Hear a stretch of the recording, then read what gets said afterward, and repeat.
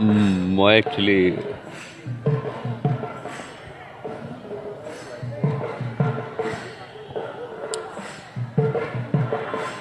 খুব কষ্ট হৈছে মোৰ। মই একেলগে যোৱা 7 ছেপ্টেম্বৰ আমি একেলগে এটা ষ্টেজত বম্বেত গান গাইছোঁ।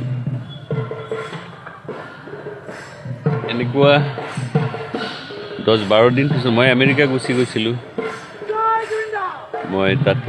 মই এইকাৰণে মই থাকিব পৰা নাই সেই সময়ত, নহ'লে মই নিশ্চয় থাকিলোহেঁতেন।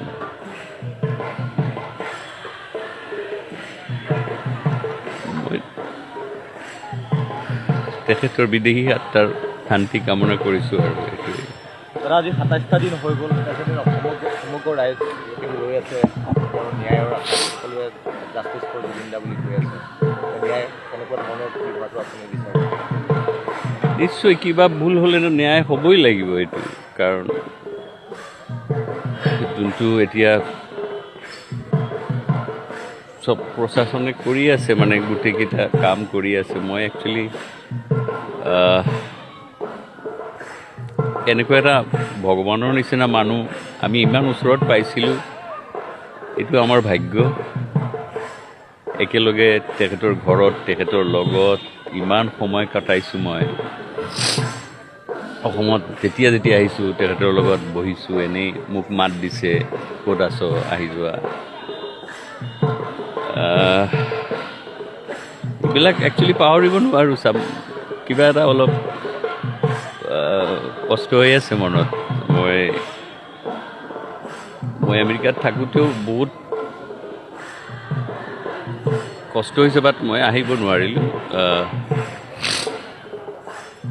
নিশ্চয় এইটো যদি অন্যায় হৈছে, এইটো জাষ্টিছটো লাগিবই।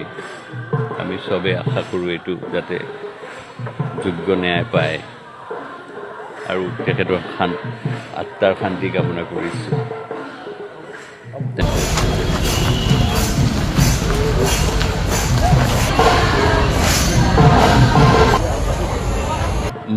মই একচুৱেলি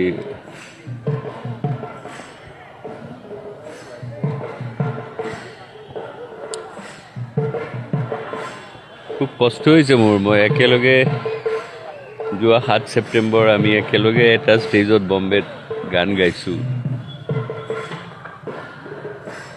এনেকুৱা 10-12 দিন পিছত মই আমেৰিকা গুচি গৈছিলোঁ। মই এইকাৰণে মই থাকিব পৰা নাই সেই সময়ত, নহ'লে মই নিশ্চয় থাকিলোহেঁতেন।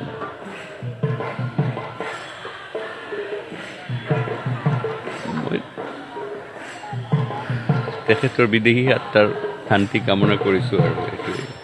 আজি 27টা দিন হৈ গ'ল, সমগ্ৰ ৰাইজ ৰৈ আছে ন্যায়ৰ আশাত, সকলোৱে জাষ্টিছ ফৰ জুবিন দা বুলি কৈ আছে। ন্যায় কেনেকুৱা ধৰণৰ হোৱাটো আপুনি বিচাৰে? নিশ্চয় কিবা ভুল হ'লেতো ন্যায় হ'বই লাগিব এইটো, কাৰণ যোনটো এতিয়া চব প্ৰশাসনে কৰি আছে, মানে গোটেইকেইটা কাম কৰি আছে। মই একচুৱেলি এনেকুৱা এটা ভগৱানৰ নিচিনা মানুহ আমি ইমান ওচৰত পাইছিলোঁ, এইটো আমাৰ ভাগ্য।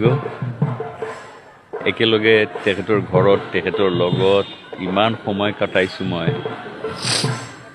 অসমত যেতিয়া আহিছোঁ তেখেতৰ লগত বহিছোঁ, এনেই মোক মাত দিছে, ক'ত আছ, আহি যোৱা।